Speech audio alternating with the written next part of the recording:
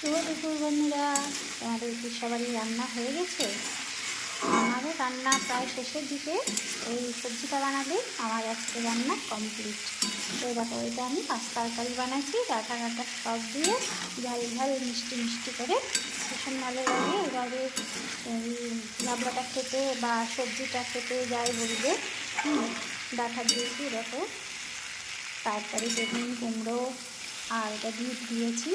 আমার মেয়ে বিট খেতে ভালোবাসে না, তবুও দিয়ে রান্না করছি, দেখি বিট খেতে ভালোবাসে কি না। আর কি রান্না করেছি চলো তোমাদের দেখাই। করেছি মসুরির ডাল পাতলা করে, আর নিয়ে নিয়েছি ডিমের অমলেট করেছি, আর লাউ ঘন্ট করেছি। এটা করেছি লাউ ঘন্টটা করেছি তোমার বড়ি দিয়ে করেছি, আর এখানে আছে চাটনি। ব্যাস, আজকের মতন এইটুকুনি। আবার পরে রান্না বা কোনো একটা ভিডিও নিয়ে তাড়াতাড়ি চলে আসছি।